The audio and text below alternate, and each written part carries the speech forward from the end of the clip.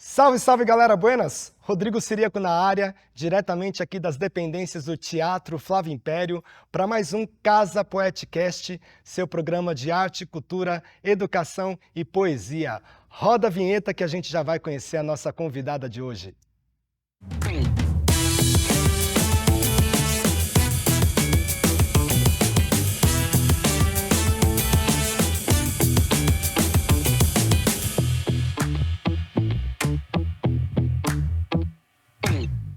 Casa Poeticast é uma produção da Casa Poética, produção audiovisual da Sigo Som e realização do Teatro Flávio Império, equipamento integrante da Secretaria Municipal de Cultura. E estamos aqui com ela, que é militante em defesa de moradia e de territórios ameaçados, educadora popular na Escola Feminista Biayala, editora da revista Amazonas no Brasil e escritora, com 3 livros publicados, Do Verbo que o Amor Não Presta e Notas sobre a Fome, indicada ao Prêmio Jabuti em 2020 e, mais recente, Cochichos de Amor e Outras Alquimias. Recebemos aqui Helena Silvestre. Salva de palmas para Helena Silvestre.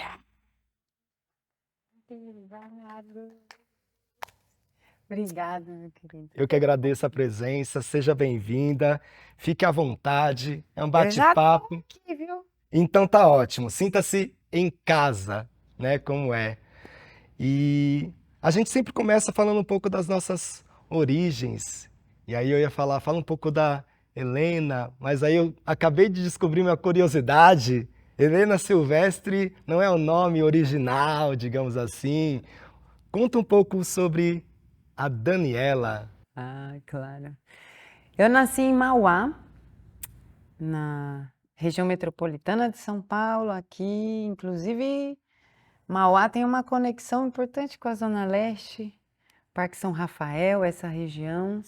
Eu sou do Jardim Zaira, que digamos que é o bairro maior que tem, metade da cidade de Mauá é o Zaira, todo mundo brinca, você mora no Zaira 13, no 15 ou no 22, porque cada morro tem um número e sempre vai aumentando. Sou do Zaira, da favela do Macuco, onde eu cresci, aí também até hoje vive toda a minha família. E eu, bom, nasci sem nome nenhum, né? Igual todo mundo, mas aí logo depois me botaram Daniela, que é o nome originalíssimo de fábrica, para dizer assim. Mas eu comecei na militância cedo. E aí, com essa história da militância, Cedo eu você tinha quantos anos, amiga? tinha 12. 12? Eu era tantã de tudo. 12 anos. A gente vivia uma pobreza muito grande, né, Rodrigo? Anos 90, você tá ligado que você também Sim. é do território.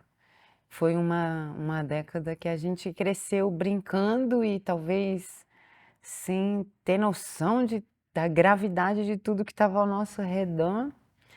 Mas uma parte disso chegava, né? A gente entendia.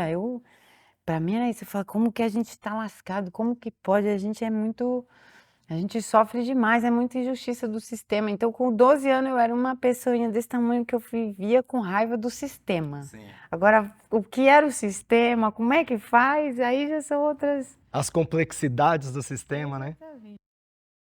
Mas isso foi me carregando e foi na escola. Inclusive, digo isso com muita alegria para você que também é um professor, um educador. Eu conheci uma professora que me chamou para integrar um grupo de jovens militantes que tinha no meu bairro. E mudou minha vida Qual completamente. que é o nome dessa professora? Raquel Helena Quintino de Oliveira, porque eu lembro tudo. Raquel Helena. O Helena vem daí? Não. Então, não, mas tá aí entre as inspirações várias, porque esse é um nome bonito. Ela é professora do quê? Raquel se formou em sociologia, mas na época era minha professora eventual. Bom, você bem sabe também esses arranjos que acontecem nas escolas com falta de professor. E ela chegou com um jeitão todo diferente, passando poesia pra gente. Uau! Lembro bem, uma poesia. Você lembra que tipo de poema que ela passava? Eu lembro de um poema na primeira aula que ela deu, que era uma brincadeira sonora que eu amava, que era Pedro, Pedro, Paulo, Paulo, e aí tinha uns trem que eu não lembro, mas era um encadeamento que a gente ficava todo mundo assim meio vidrado em fazer. E depois ela passou, ela passou para nós um poema do Brecht. Esse poema que diz a primeira noite, eles chegaram. Eu não sei o poema todo, Ele mas tá aqui, é tá mesmo. nesse livro aqui. Eu sei qual é. Ela roubaram. Primeiro, numa noite eles chegam, roubam uma flor e não fazemos nada. Na segunda noite chegam, já não pedem, invadem o jardim, pisam nossas flores e não dizemos nada. E aí, enfim, uma poesia lindíssima e eu já era toda revoltadinha, então eu achei o máximo, né, aquilo. Eu gostava de poesia já, porque tinha identificado o formato, né, tripinha assim no meio da página lá no Caminho Suave.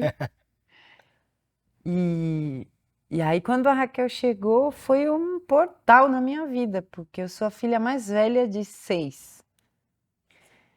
Então quando você é filho mais velho de um bocado de irmão, o que você conhece é basicamente através dos seus pais, Sim. né? Porque você não tem irmãos mais velhos que vão te dando dicas ou senhas, já descobriram coisas que vão compartilhando É com você que vai fazer essa ponte para eles, né? Exatamente. E aí, a minha família é isso. Meu pai estudou até a 4ª série, a minha mãe estudou até a 6ª série. Meu pai é funileiro mecânico a vida inteira. Minha mãe trabalha, né? Igual que trabalha, cuidando de uma casa que sempre teve esse monte de criança. Então, você é um povo Trabalha cuidando dos filhos, trabalha cuidando da casa, trabalha cuidando de tudo. mantendo. Trabalho que não é visto como trabalho muitas É vezes. claro, educando a gente, inclusive mantendo nosso equilíbrio emocional, porque você imagina a casa com 6 filhos, é todo mundo querendo brigar e guerra todo dia, toda hora. A gente A diferença de idade, você e seus irmãos, primeiro é uma escadinha de 2 em 2 até a 4ª. Aí chega no 5º, dá uma espaçada maior de 5 anos. Depois a raspa do tacho já veio um pouco depois. Júlia nasceu quando eu tinha 18. Então, entre eu e a outra ponta tem 18 anos de trabalho bravo dos meus pais. massa.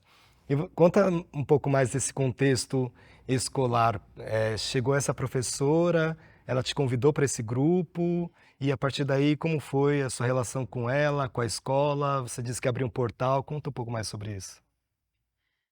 Foi um portal mesmo, porque é isso, né? Em Mauá, a gente perde às vezes um pouco a noção de mudanças que aconteceram ao longo dos anos quando a gente já nasce no meio delas, né?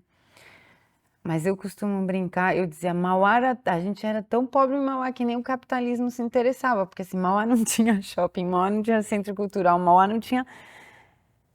Então, o que que a gente tinha como jovem para socializar? Você não Que tinha. eu acho que é um pouco as periferias da década de 90, né? Eu lembro mesmo aqui, a gente é da região do Cangaíba, quando a gente queria, mesmo aqui em São Paulo, né? Cangaíba e tal, mas a gente queria alguma coisa diferente aqui pro centro, né? Imagina! E dinheiro para ir para o centro toda hora, além do mais, o centro é longe. Aí meu pai já não deixava a gente nem sair, nem tinha dinheiro e nem ele ia deixar também, porque, coitado do meu pai, era essa pessoa perturbada pelo fato de ter 5 filhas mulheres sendo criadas numa favela no meio do quebra dos anos 90. Então, coitado, ele vivia perturbado. Eu brinco que ele parecia a mãe do Cris, assim, que a gente saía na porta e ele só falava, mas não vai engravidar. Aí a gente ia na padaria e ele falava, tudo bem, mas não vai engravidar. Então era tipo, por quê? Porque era isso, né? Era muita pressão também. E eu era bem, como diz o outro, queixo duro, respondona, gostava de um debate. Então era firme a rédea em casa. Mas a gente não ia, só que ao mesmo tempo a gente não tinha alternativas. A gente fabricou muita alternativa, a gente brincava muito na rua, isso foi das coisas minhas mais preciosas, assim, porque eu brinquei na rua. Minha rua foi de terra até os 12 anos, até eu ter 12 anos. Então a gente, assim, de tudo que era possível inventar, de brincar na rua, inclusive fazer boneco de barro, queimar na fogueira, brincar de tudo a gente inventava. mas dentro desse perímetro que ainda é um mundo pequenininho, né? Sim. Então, conhecer a Raquel, essa professora, foi um portal, porque a escola também era muito violenta. A escola também, nesse momento, era muito violenta. Era violenta no sentido de que um espaço bastante disciplinador, como ainda é, né? Sim. Mas com muito menos presença de debates que hoje estão mais fortes, como do antirracismo, do feminismo. Então, também era um tipo de disciplinamento que não tinha muita nem reflexão, nem flexibilidade em relação a nossas, Muitas opressões, né? exatamente, a nossas condições singulares de cada criança. Isso não entrava muito no jogo.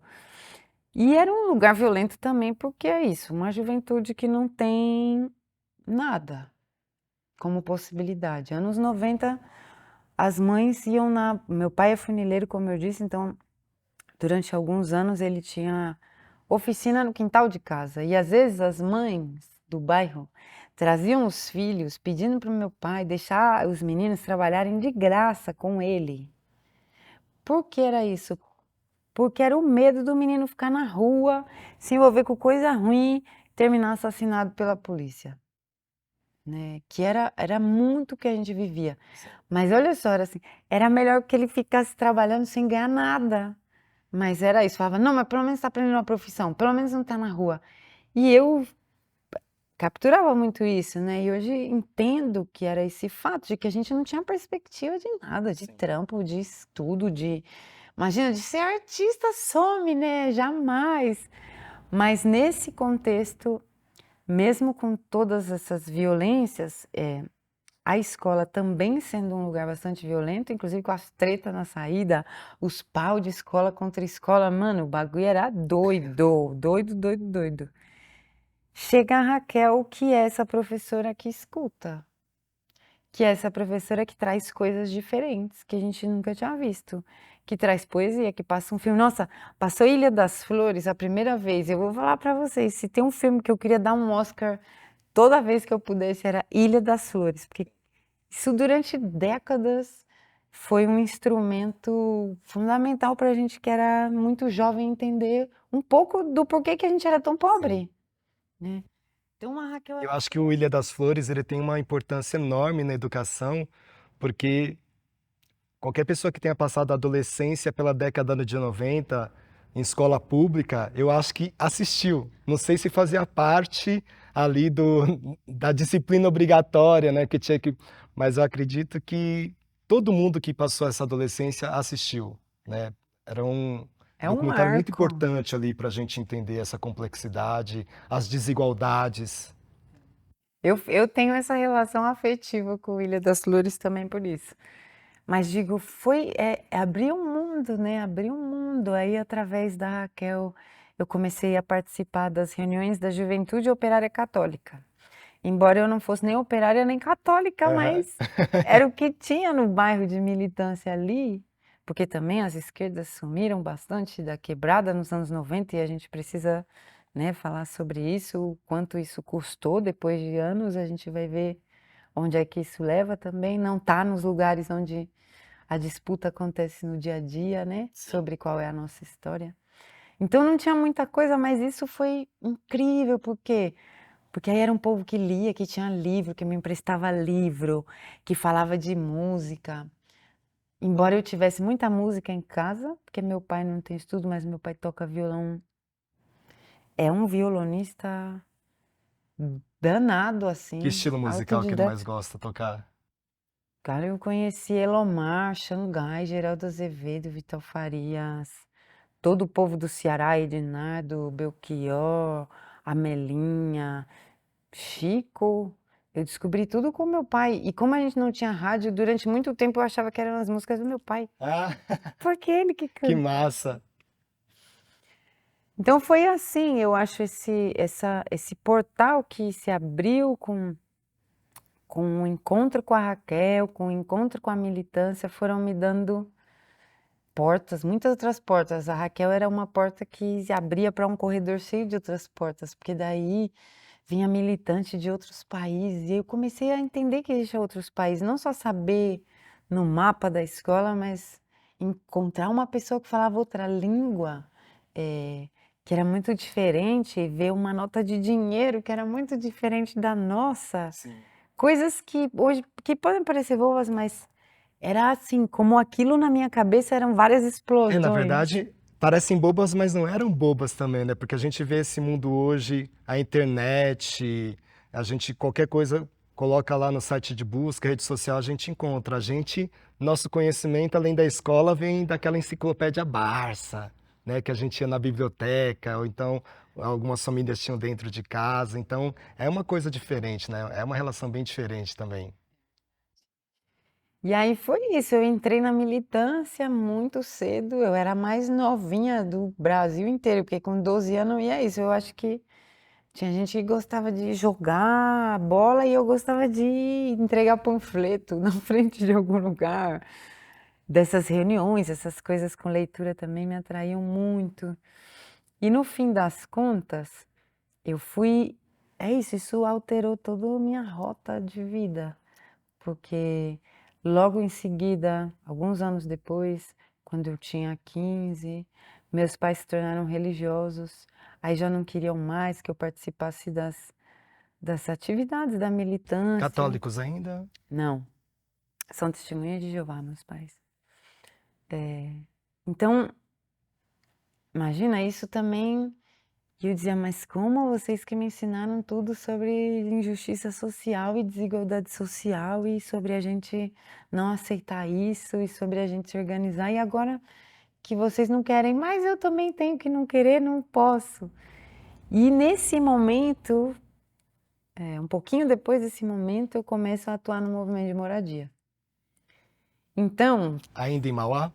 primeiro, na verdade não foi em Mauá, mas foi no ABC, em São Bernardo do Campo, uma ocupação gigante que o MTST construiu lá no ano de 2002 para 2003, chamada Santo Dias, a ocupação, uma ocupação imensa com milhares de famílias.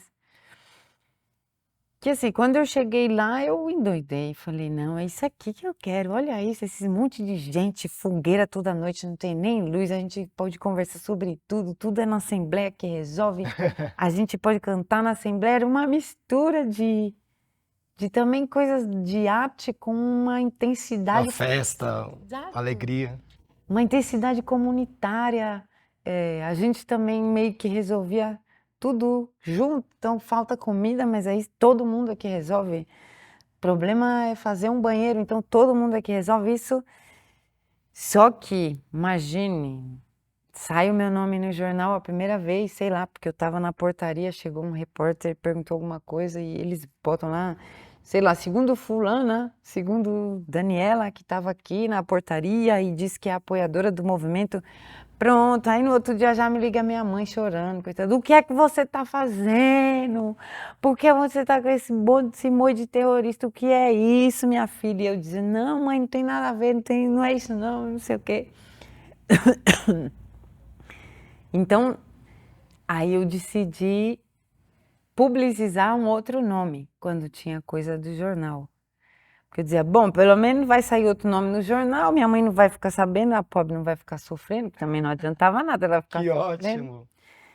E aí eu falava só, aí pensei um nome que eu gostava. Aí eu tenho um tio-avô que se chamava Heleno, que é uma figura importante na história, na memória da minha avó, minha família é toda de Catolé do Rocha, na Paraíba. Então ele era uma figura que era parte da memória, assim, que ela falava sempre, eu achava um nome bonito também. A Raquel também chamava Helena, eu falei, vou botar esse. Aí botei esse lá. Então, você vê que a volta é grande, mas por quê? Ah, porque já envolve muitas coisas Sim. desse comecinho de viver. E quando que a literatura entra aí? Ainda estava na vida da Daniela, ela entra com a professora Raquel. Quando que você acha que é um marco que você percebe também que a literatura entra nessa composição toda que você apresentou pra gente? Eu acho que bem antes, eu acho que a literatura entrou de algum jeito. não sei se o que eu vou falar é meio doido, mas eu acho que a literatura entrou de algum jeito pela música. Porque na minha casa a gente ouvia mesmo muita, muita música. Sobretudo assim, né? Como eu digo, do meu pai tocando. Então eu cantava, todo mundo cantava. Criança a gente aprendia, gostava. E tinham as revistinhas do meu pai de música, aquelas revistinhas de cifra que a gente comprava na banca, que eram Isso. muito Eu boas. tenho até hoje. É muito bom aquilo. Então, aquilo tinha muita coisa escrita, né? E eu que já tinha essa coisa meio revoltadinha assim, eu gostava, eu lia. Tinha uma revistinha do Chico Buarque, por exemplo, então, com muitas letras. Então, se ler Roda Viva, é uma poesia, Sim. né? E às vezes, algumas eu não conhecia como era a música, e eu lia só como poesia mesmo. Mas aquilo me animava a escrever, a escrever. E aí eu comecei a escrever poesia, meio música, meio misturado. E aí eu levava para a escola, mostrava para meus amigos. Às vezes a gente ficava no escadão lá na Você tinha viela. quantos anos, você lembra? Aí eu tinha uns 10, na quarta 10? série. Na quinta série eu escrevi uma poesia. Aí eu já comecei a escrever, teve um desses como se fossem competições, não, campeonatos de poesia entre escolas, aí escrevi, aí depois a gente era chamado para declamar poesia lá no ginásio de esportes no centro da cidade. Então eu comecei a gostar de fazer, também comecei a ler muito mais, eu procurava. A gente não tinha livro e na escola aquela velha tradição da biblioteca trancada com Sim. cadeado que você descobre.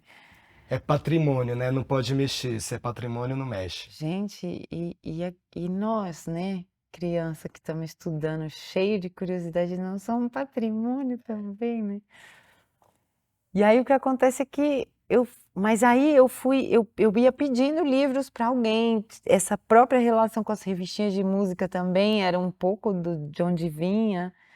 Eu ia na biblioteca no centro da cidade, que é onde a gente podia ter livro, e andando, era muito doido. Às vezes a gente matava a aula para ir para a biblioteca. Olha que coisa, né? E a pé, 45, 50 minutos andando até o centro da cidade, um monte de pirralho com 11 anos. Chegava lá, sentava, ia ver a Barça, aí procurava o nome de alguém. Aí na letra do Chico Buarque tinha o nome de alguém que eu ia lá e procurava na Barça. E aí eu ia encontrei muito rápido os modernistas, que foram figuras importantes, que também me conduziram a outros escritores, escritoras. Então a literatura foi entrando de um jeito não muito sistemático, misturada, muito De uma misturada com a forma muito música. natural, né? É, e nunca mais foi embora. Vou pedir para você fazer uma palhinha pra gente agora, então. Ou recitar, ou cantar, o que você fica mais à vontade. Eu fiz há pouco tempo atrás uma poesia, essas experiências que eu vou fazendo, porque eu acho fazer poesia difícil. E aí fiz uma sobre o que seria ser um artista, né, de quebrada, porque acho que tem. Essa palavra para mim às vezes é difícil. Sou artista, porque tanto fizeram com ela que a gente se sente meio mal, que a gente não quer ser aquele povo chato que está na nossa mente quando a gente às vezes fala isso. Mas eu pensava também como é que a gente discute sobre essas coisas, e aí fiz uma poesia que eu vou falar, que chama Artista Favelada. Se tu não sabe, eu te digo que é uma artista favelada. Se tu não sabe, eu te digo que é uma artista favelada. É camelô da palavra no cabo de sua enxada, lascando pedra na lavra. Se tu não sabe, eu te digo que é uma artista favelada. É militante do verso, delirante de futuro. Bala que bate no muro, corpo bucha de canhão. Não romantizo o adverso, na frente impõe universos, abre picada no chão. Se tu não sabe, eu te digo que é uma artista favelada. É mente desesperada com desperdício de história. Em cada beco vê glória, incapaz de traduzir. Faz sua arte truncada se esgueirando da polícia. Haja molejo e malícia empenhado em resistir. Se tu não sabe, eu te digo que é uma artista favelada, de aparência impetuosa, oculta a fome no bolso. Faz poesia com osso, desafiando o poder. Canta o amor e canta também a vitória do povo. Se apanhar, canta de novo, que é pra ninguém se esquecer. Tentando, né, falar disso. Iga, eu olhei aqui, você tem 3 livros. 4 já? 4 já? Eu ando desembestada. É? É que na minha bio aqui tava tem o Do Verbo que o Amor Não Presta. É. O Ele é de Notas, qual ano? 2018. 2018. É, Notas sobre a Fome, 2019. 2019. Quem me dera quedas d'água, 22. Ah, tá. Esse não tava na bio. E o Cochicho de Amor 23. e Outras Alquimia. Eu queria que você falasse um pouco sobre o Notas sobre a Fome. Porque, na verdade, o primeiro, a gente se conheceu no movimento de saraus. Mas o primeiro livro seu que chegou para mim foi o Notas. E eu fiquei muito feliz quando ele também foi indicado para o Prêmio Jabuti, né? Porque é isso, é um prêmio de destaque, a gente não faz para essas coisas, mas eu particularmente fico muito feliz quando eu vejo os nossos. E aí eu queria que você contasse um pouco sobre ele também, porque eu acho que é um livro que traz bastante de quem você é, dessa luta, mas também essa sensibilidade que você tem, que eu acho que é uma coisa que faz bem para a luta, né? A gente ser essa potência de, né, de ser, de fazer, mas, como diz o nosso camarada, hay que endurecer, pero sem perder a ternura, jamás, né? Esse equilíbrio, ele nem sempre é muito fácil. Nossa, eu acho que ele é difícil mesmo. E notas, como nasceu notas, né? Eu faço notas a vida inteira também, escrevo. Eu sempre escrevi muito isso, panfleto para ocupação de terra, escrevia os manifestos do movimento quando a gente ia sair marchando por aí. E de algum jeito, para mim, tinha uma coisa meio épica também nessa escritura que levava para um lugar literário onde a gente também consegue falar do que está fazendo de um jeito mais inteiro, né? Que só o pragmático não descreve o que é um ajuntamento de gente sonhando com alguma coisa e fazendo por onde esse sonho sair. Então, eu vou, ao longo dos anos, escrevendo de diferentes maneiras, mas tomando notas sobre coisas que me chamavam a atenção, escrevendo pequenos pedaços de textos que ficavam lá, tudo guardado ou no computador ou em cadernos. Eu tenho um monte de caderno velho que eu guardo. E, e quando, na verdade, em 2018, o selo Sarau do Binho, através da Suzy, me falou: a gente quer publicar que você escreve e aí, se anima, não se anima? Primeiro me deu um gelo na espinha. Falei: ah, Suzy, eu acho que eu gosto da ideia, aceito o desafio. Ela falou: então você tem 7 dias. O quê? Aí, 7 dias. Meu Deus. E eu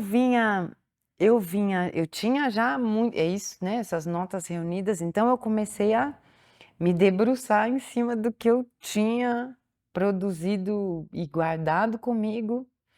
E foi daí que saiu Do Verbo que o Amor Não Presta, digamos. Eu elegi, no meio dessa memória toda guardada, uma parte que eu achava que fazia sentido, se alinhavava como um livro e que fazia sentido. Mas nesse processo de rever todas as minhas notas, de rever minhas memórias, eu fui encontrando vários momentos que eu escrevia sobre fome.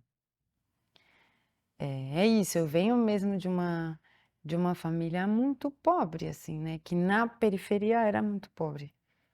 Então é isso, a nossa casa alagava, a gente já ficou longos períodos comendo arroz e farinha com cebola frita até ter dinheiro e, e tantas outras passagens ou memórias que eu anotei ao longo do tempo e que estavam muito ligadas a essa fome, que não é só fome de comida, porque se você está comendo arroz puro todo dia, você está comendo alguma coisa, mas será que isso também não é fome? Será que o fato de a gente não ter nenhum lugar para ir passear nunca também não era fome, né? De roubar um Danone no mercado, não é para matar sua fome, é para matar seu desejo, porque se não é arroz e feijão, mas é fome também. Então eu fui me reencontrando com essas notas no processo de fazer o livro anterior, que foi o primeiro. E aí eu pensei que eu precisava me debruçar sobre colocar isso organizadamente, ou mais ou menos, porque Notas sobre a Fome é maluquinho no papel. Então, Notas ele nasceu assim, mas aí eu fiz essa decisão também de. É muito difícil escrever sobre algumas experiências. Eu não sei o que que você acha, Rodrigo, mas eu fico sempre pensando nisso, como é difícil falar de algumas experiências que a gente vive na quebrada, assim, sem reduzir, sem fazer espantalho do que é isso tudo que atravessa a gente, né? E eu tinha muito receio de escrever sobre a fome e parecer um livro de vítima, sabe? Ou ao mesmo tempo, sei lá, ou esses estudos sociológicos que falam das coisas sem falar das coisas, porque parece que está tão longe que já nem a Fala coisa. só das coisas, né? Não reconhece as pessoas, os É, sujeitos, sabe? Parece que é tão longe que a gente já nem sabe mais onde é que está o que é gente ali dentro daquela escrita.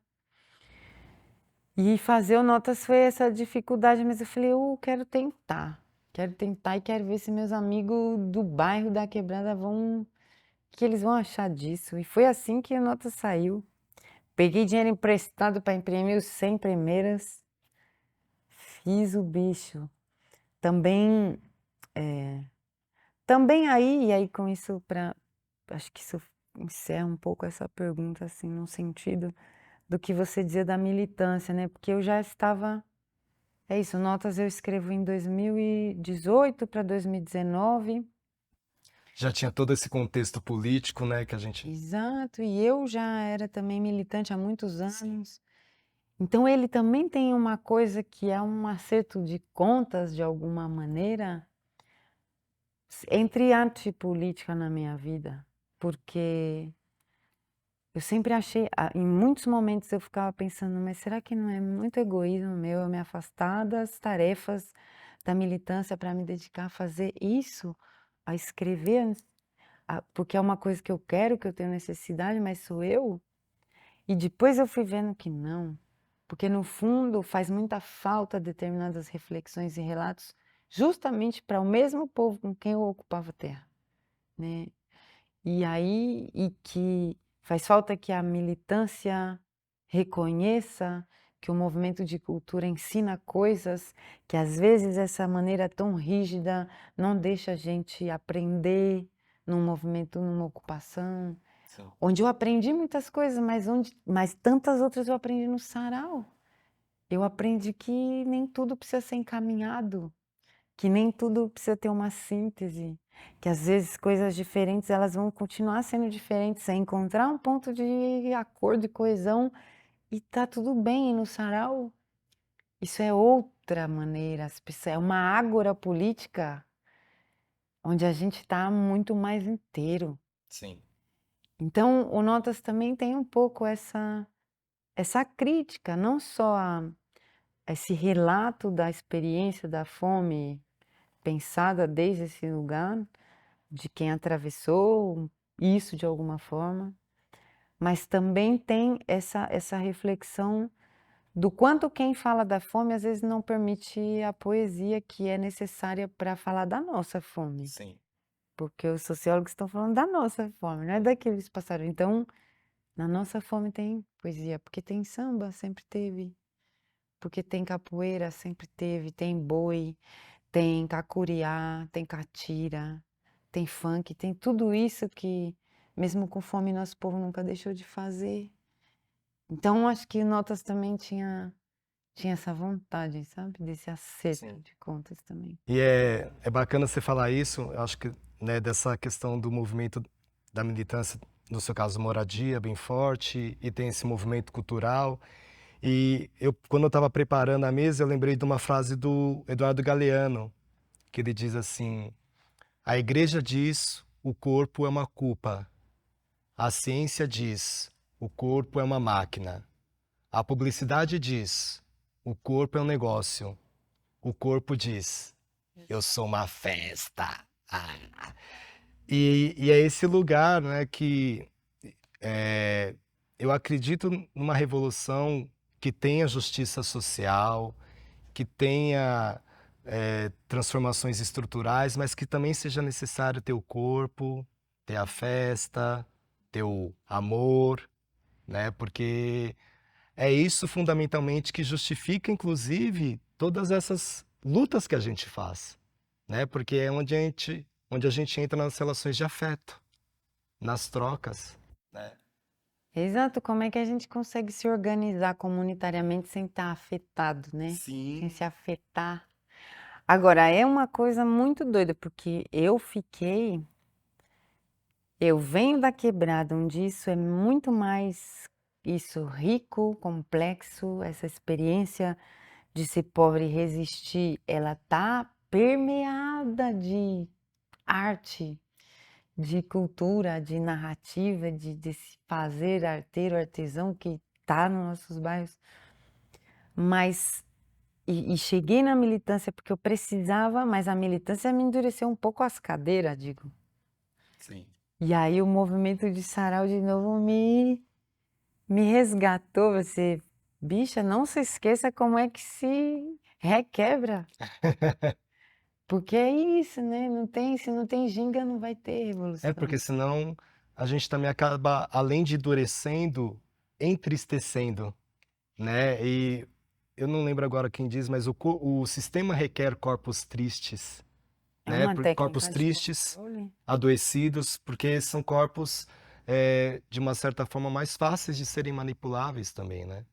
Mas eu queria pedir licença, eu vou pegar o Notas que está aqui e eu separei um trechinho para eu ler. Bora, eu quero saber o que você separou aí. E depois eu vou pedir para você fazer mais uma também. Tá bom. Eu vou ler a nota 4. Caveirão. Primeira carta. No desenho animado, as caveiras mexicanas fazendo festa eram muito mais bonitas do que aquelas desenhadas no camburão da polícia. O dia inteiro aquele sol dos diabos, o dia inteiro vendendo no farol para aquela branca de merda fechar o vidro achando que eu ia roubar. Foda-se. Você sobe o morro e isso passa, mas o inferno continua. O dia inteiro aquele tiroteio com os alemãos subindo cheio de ódio. Cê é louco. Eu queria descer outra vez, nem que fosse para perambular na praia ou ficar rodando na Lapa. Qualquer lugar, sair um pouco da neurose. Não dava mais. No meio do bang bang, entrei para dentro de casa. Mais inferno. Minha avó e minha irmã assistiam quietas o programa de TV e com um pouco de medo não saíam de perto de uma da outra. Eu não sabia que barulhos de tiros estava ouvindo, o som dos disparos na rua ou o som dos disparos na televisão. Fiquei quieta, olhando pelo buraco, a rua vazia lá embaixo da viela, nela só o carro preto com caveiras desenhadas. Dias atrás, tinham matado Juarez, bem do lado da casa da dona Janaína, que estava doente desde que mataram o filho dela. A minha avó era amiga da dona Janaína e também da dona Maria, que perdeu o neto mês passado. O helicóptero, no dia em que mataram Juarez, tinha começado a atirar de cima. logo cedo. Ninguém nem foi para a escola nesse dia. Minha mãe chegou atrasada porque esperou acalmar um pouco, mas tinha avisado a patroa. Acho que eles desceram, vó. Tem certeza, fia? Tenho. O povo está começando a sair na rua. Vou abrir a porta e olhar. Antes de abrir, ouvi a gritaria. Minha avó conheceu a voz de alguém que gritava e saiu arrastando a minha irmã pelo braço. A dona Janaína, que andava triste desde que mataram o filho dela e que mora na mesma viela em que mataram o Juarez dias atrás, tinha morrido. Pensei na hora, como ela levou um tiro. Parece que morreu de tristeza ou de desgosto. Minha avó falou que quando o coração da pessoa não quer mais bater, ele para. E quem fez isso com ela nunca pisou aqui. Só as botas.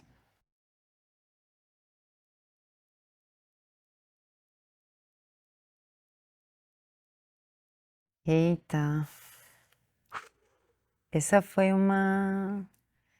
Isso me pegou muito forte. Eu já tive em meio de tiroteio quando criança também por aqui. Já não é mais, graças aos orixás, uma realidade diária, como já foi, né? Nos anos 90, que a gente sabe, mas já tive e me lembrava da sensação. A gente é criança, isso livra um pouco da gravidade, mas ainda assim te pega e isso foi quando Dona Janaína mesmo morreu, no Rio de Janeiro.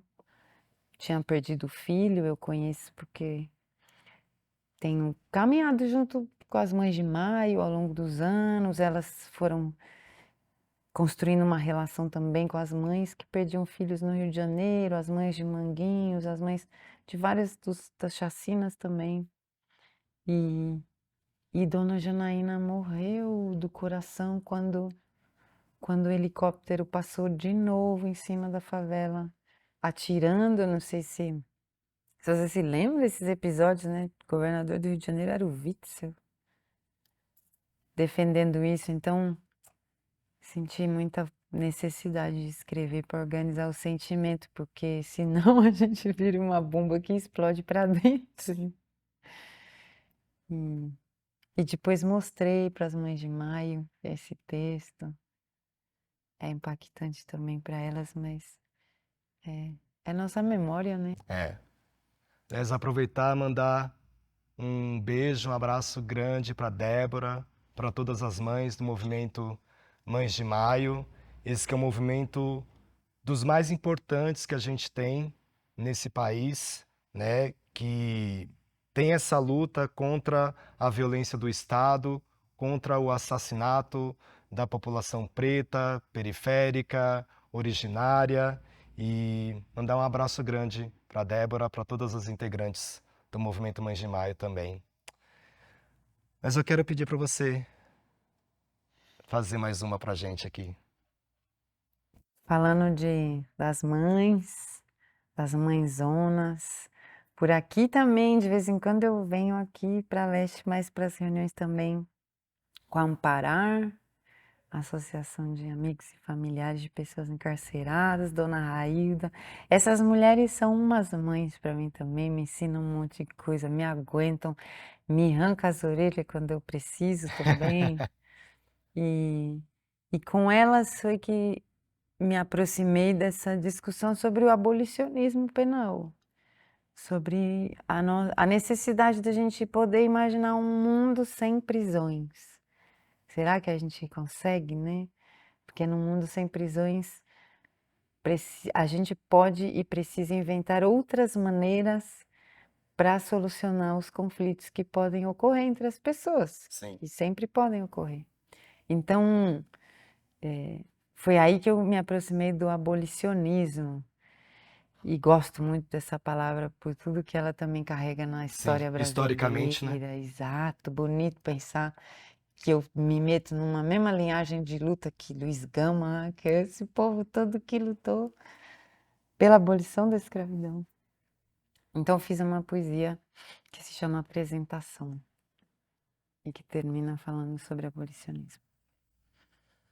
Eu me arrisco a fazer uma cestilha, porque sou avexada pra falar.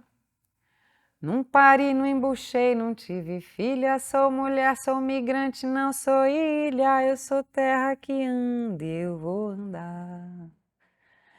Me apresento aqui no meio do tempo, sou guiada na luz das Três Marias, Santa dos Pés Rachado é quem me guia, e o relógio do sol eu trago dentro desse mundo sem teto, eu sou rebento, sublimada na força da partilha.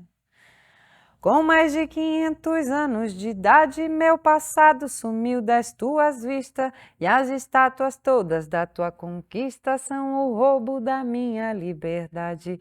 Se a memória não tem capacidade, o meu canto resiste à tua maldade, de apanhar virei abolicionista.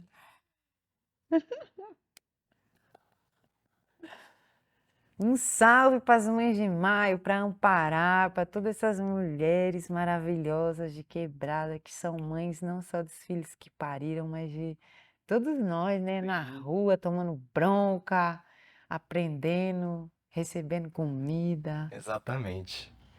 Aproveitando que a gente está falando de mãe, o nome do programa tem Casa, queria que você falasse um pouco como é que é a Helena em casa, como é que você se ocupa nesse espaço, o que que você gosta de fazer nesse espaço, que não está relacionado à militância, ou não está relacionado à literatura, sabe?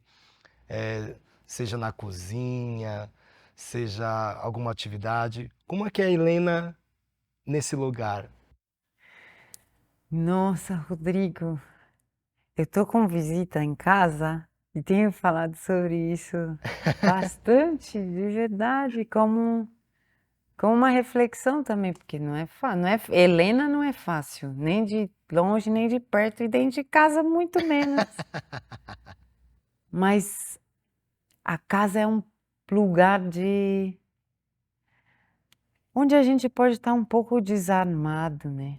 Eu sinto que também carrego isso como mulher.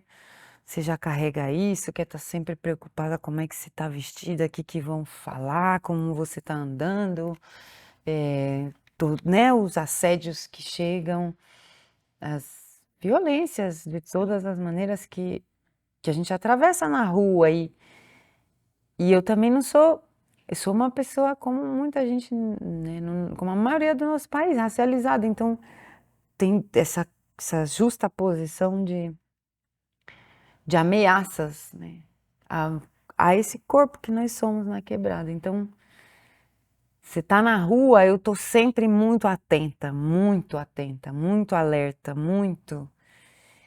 E isso é importante porque é o que me manteve viva até agora, é o que também me permitiu me conectar, porque se você está alerta e atenta, você também está observando quem são seus aliados, quem não são, mas, mas cansa tá assim o tempo todo. Malcolm X tinha uma coisa de quando ele estava em algum estabelecimento, ele está sempre virado Pra rua? para a rua, né? Para ver quem está entrando ali.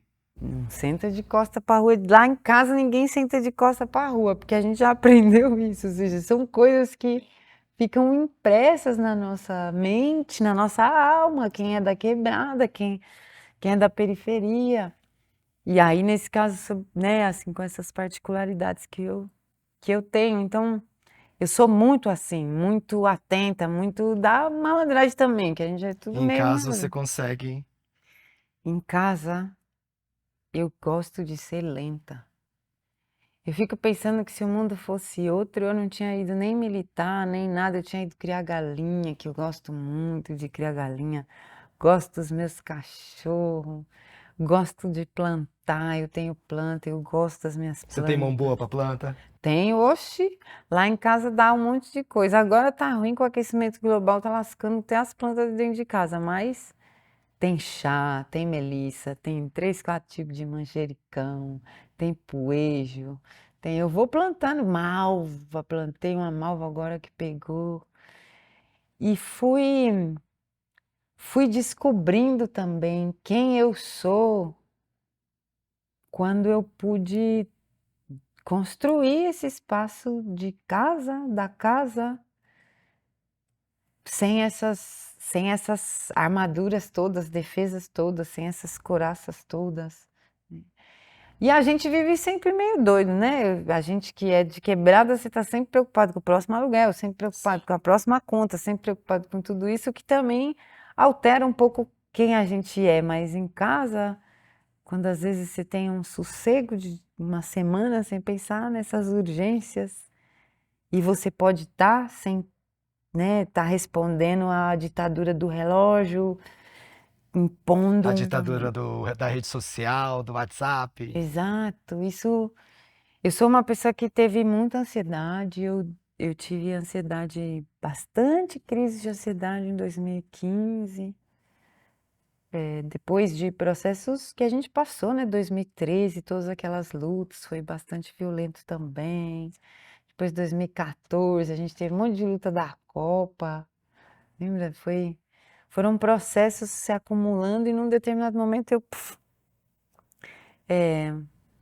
então, isso também me ensinou, a ansiedade também me ensinou que se eu não encontrar um lugar dentro de mim que seja calmo e firme para eu pisar, eu não consigo.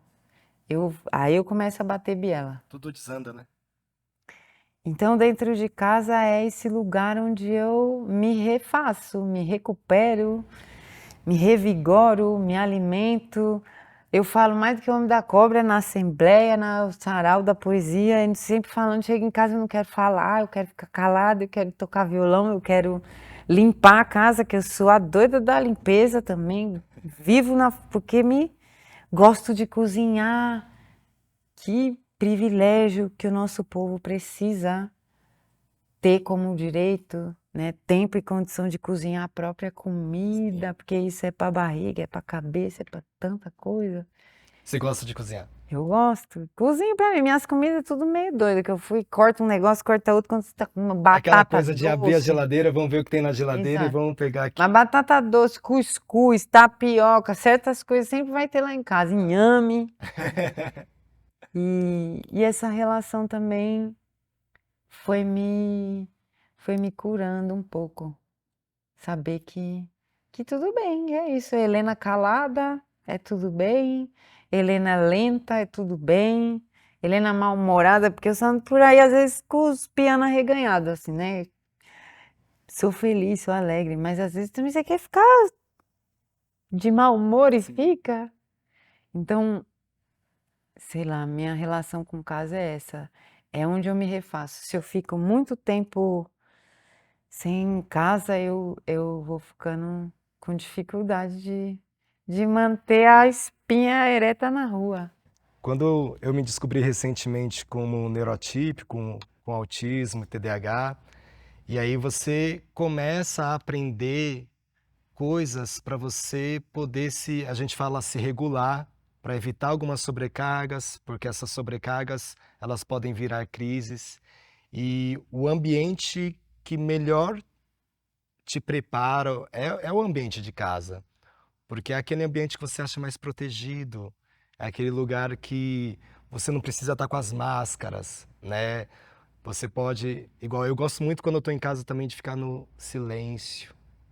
Às vezes se está escurecendo, eu deixo as luzes apagadas, deixo um sonzinho bem maneiro, porque tudo isso ajuda a refazer o desgaste que a gente tem no dia a dia, porque às vezes é muita troca, muita falação, muita gente e fica tudo muito, né? E para mim também casa é esse lugar de proteção, é esse lugar onde é um pouco o acolhimento ali, né?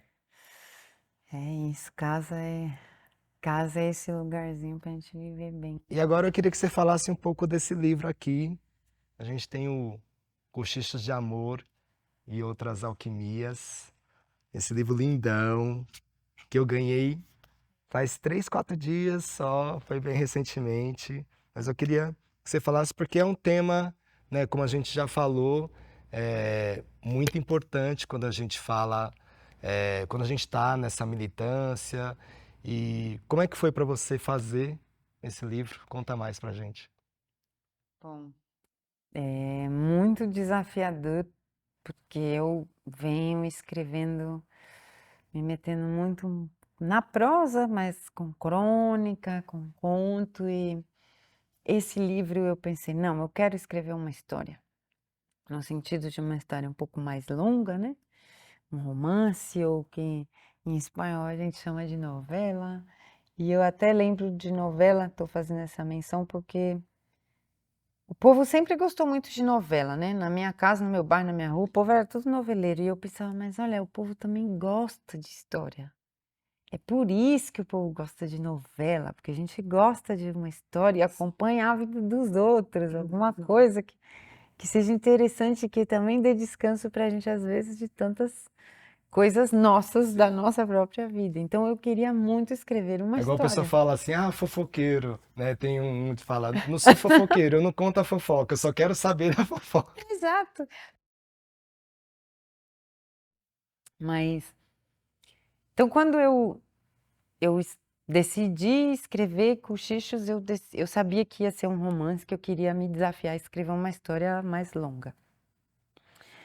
Eu queria falar sobre o amor, mas eu queria falar sobre o amor desde a quebrada, porque, bom, aí cada um tem a sua vida, eu mesmo tenho a minha, que aí vai de altos e baixos na montanha russa do amor, com as várias experiências que atravessam, e muitas vezes percebendo que às vezes o que alguém dizia com a palavra amor, vindo de outro lugar, vindo de outra experiência social, vindo de outra experiência de classe, talvez não era exatamente o que eu entendia da mesma palavra, tendo feito o meu trajeto de vida. Então, eu me coloquei pensando muito isso, como é que falar desse amor desde aqui, né? Que não é um amor inocente, ou seja, o amor sempre é inocente, mas digo, a gente é escabriado e a gente ama, apesar de escabriado. Quando a gente ama, tem que ultrapassar a barreira da desconfiança, ultrapassar as máscaras de força, ultrapassar isso, né? A rabugice, eu sou muito rabugenta também, porque são tantas, tem tanto assédio em cima da gente no mundo, né? De tantos tipos de violência, tantas cobranças. E a vida material que é difícil, como é que com fome você pensa em amor? Como é que com fome a gente ama? Mas a gente ama. A minha mãe, quando só tinha um bife, guardava para o meu pai. Agora, isso, eu aprendi isso como amor. Em outro lugar, talvez isso não seja. Então, eu queria muito conseguir chegar perto de contar algo dessa experiência que eu acho que é tão rica, tão revolucionária, porque para mim é isso. O pobre conseguir amar alguém é muito revolucionário, porque era para a gente só ter ódio no coração e a gente não tem. A gente ama meio mundo de gente. E eu acho, inclusive, que a gente é tudo escabriado, por quê? Porque a gente é miolo mole. Porque quando a gente gosta muito. Defende, cuida, que é como a gente aprendeu o que é amar. Amar não é uma palavra, amar é um jeito, é um fazer, o que a Bell Hooks Amar é diz. ação, né? A Bell Hooks diz isso. Mas é isso, amar é uma ação, né?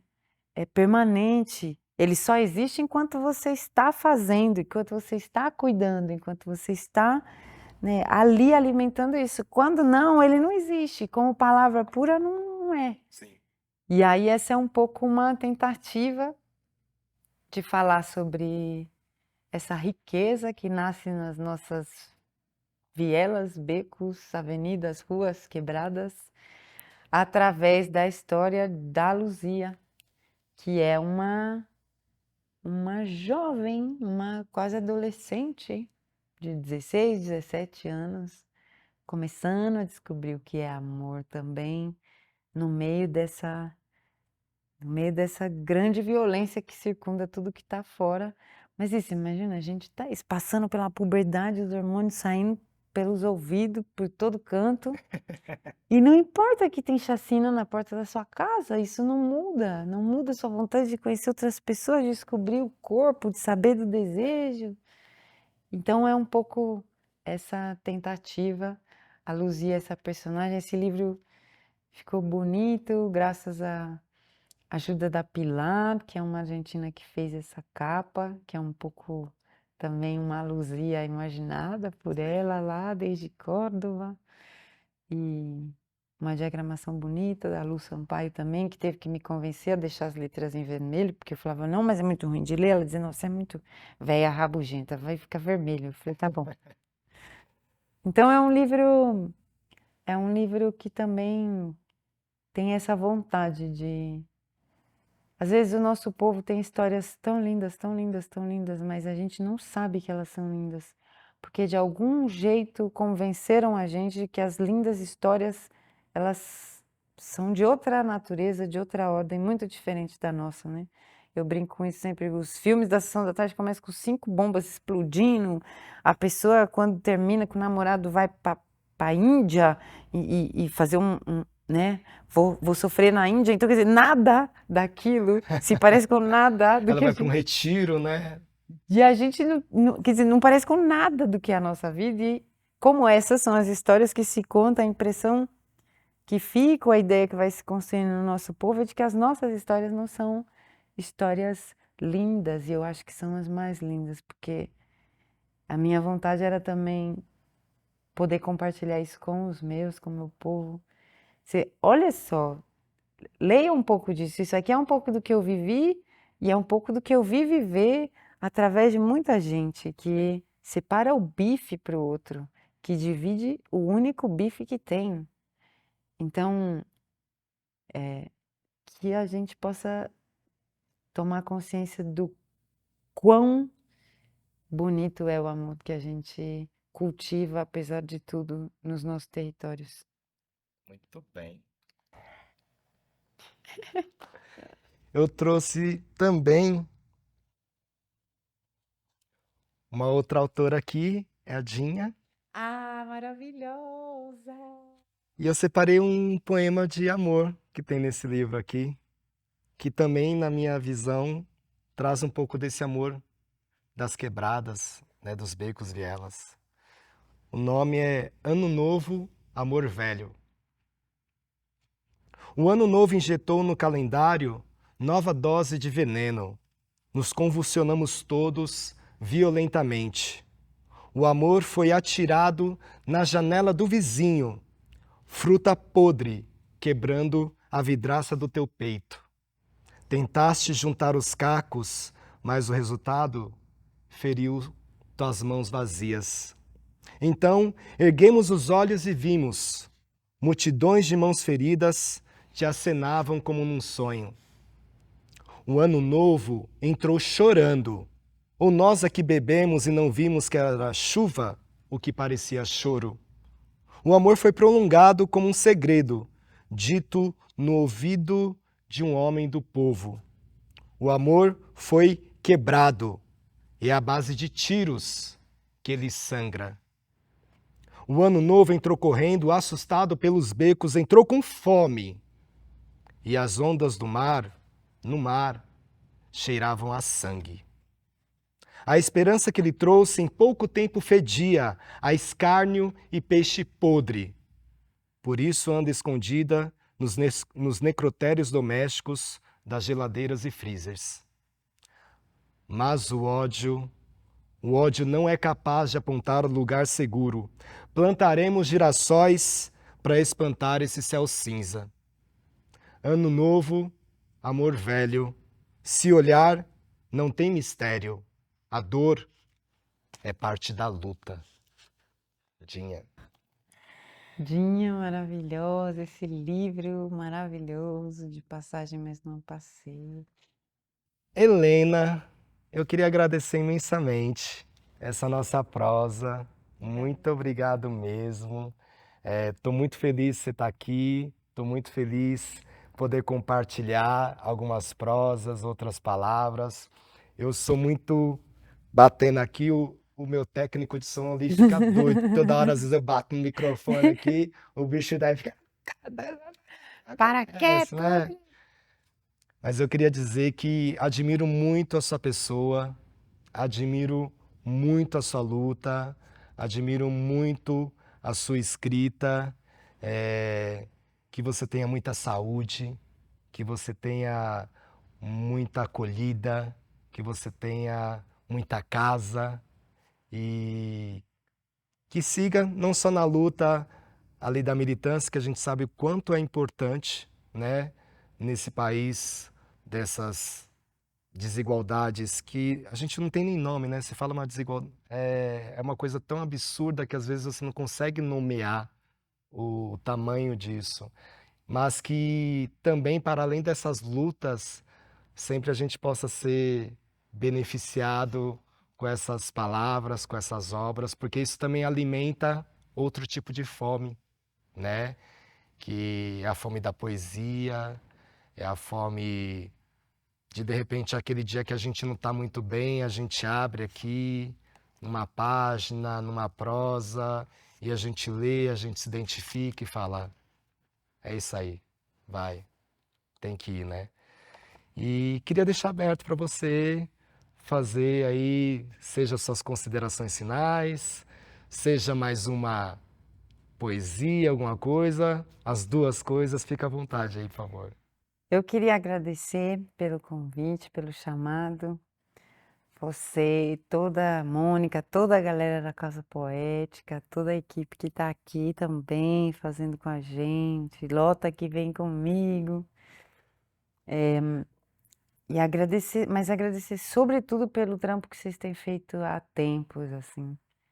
Eu, eu realmente tive a minha vida completamente alterada depois de me encontrar com pessoas que na escola me foram portais para muitos mundos possíveis. Então, a gente fica de longe, né? Zona Sul e Zona Leste é dois universos de tão grande, de tanta quebrada, de tanto BO, de tanto coração ferido por metro quadrado, mas sempre observando e torcendo de longe. Então, eu queria isso primeiro, agradecer vocês demais, porque isso é o que eu acredito mais que todo o alvoroço, é que esse trampo vai mudando mesmo as nossas vidas, as vidas das pessoas.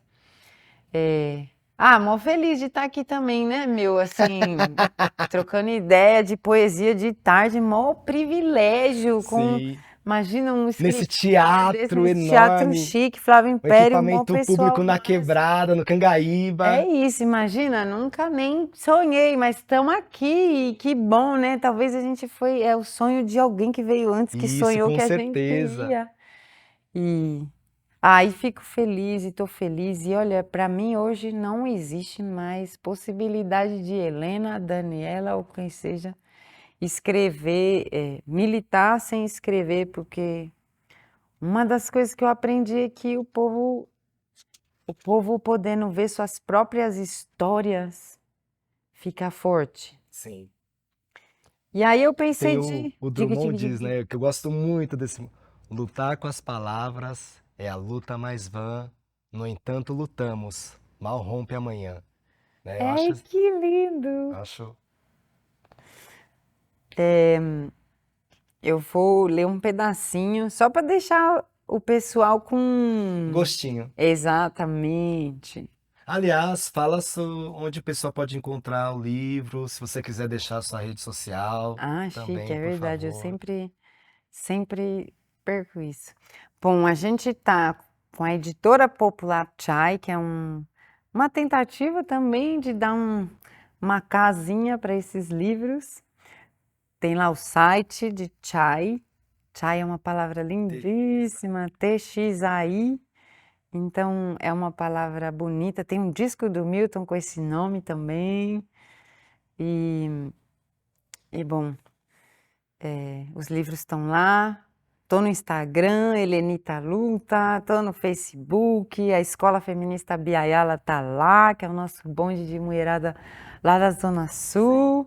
Eu tava aqui, a pergunta nem deu tempo de fazer. Ah, mas é isso, já vai saindo na naturalidade. É, Isso. E e a gente se encontra aí nas feiras, né? Espero que todo mundo participe da feira literária que vai ter aqui em breve, nesse mesmo teatro. Então já vou também fazendo as propagandas, porque a gente caminha também com os nossos livros, né, Rodrigo? sim, Isso é um pouco da nossa tradição. Um pouco por dificuldades, porque a distribuição dos livros é ainda um lugar que tem muitas barreiras para nós, né, editoras periféricas sim. entrarmos. E o que eu tenho percebido e aprendido é que é um lugar também tem uma certa divisão entre grandes distribuidoras, né? E o custo da distribuição para os pequenos é muito alto também, é É um difícil. outro tabuleiro onde a gente é um espião que se move com dificuldade. Então, esses espaços das feiras têm sido uma riqueza para a gente poder compartilhar literatura boa, conhecer autores, autoras, editores, editoras. Então, a gente sempre está em lugares assim, né? Eu sempre estou. E vou ler um pedacinho para deixar todo mundo querendo saber como é que vai. Para onde vai isso daqui? Aí vocês vão atrás do livro. Cortiço e panos de prato. Luzia passou de viver na casa da amiga para viver num cortiço, muito limpo, que reunia pequenas casinhas grudadas umas nas outras, com quarto, cozinha e banheiro, de janelas que davam todas para o mesmo corredor. A entrada era um pequeno portão que dava acesso a um terreno comprido. Tinha uma fileira de casas embaixo e outra em cima dessa. A rua era uma rua qualquer, dessas que sobem algum morro que olha de cima para a estação do trem. Viviam aí muitas mulheres, várias delas vindas de outros estados, que trabalhavam muito, mas ainda não tinham constituído família ou morada certa no Sudeste. Outras eram mesmo dali, mas por algum motivo não suportaram ou não puderam seguir vivendo com suas famílias. Costureiras, vendedoras, atendentes, cozinheiras, algumas com filhos, outras não.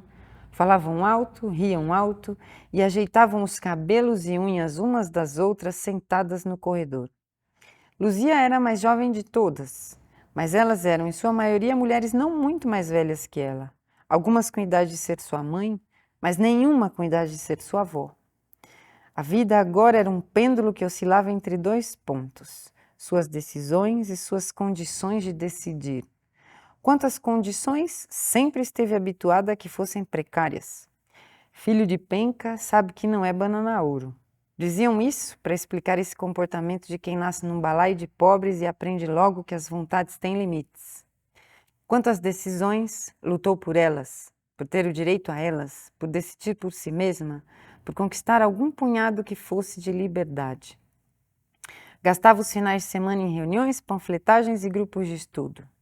Gastava os dias da semana em trabalhar, estudar, saindo ocasionalmente em alguma noite. No dia em que se transferiu da casa de Almira para a casa do Cortiço, foi Ivan quem veio de longe ajudá-la. Ficou o final de semana inteiro, ajudou a pintar as paredes e no final dormiram juntos. E aí eu não falo mais nada.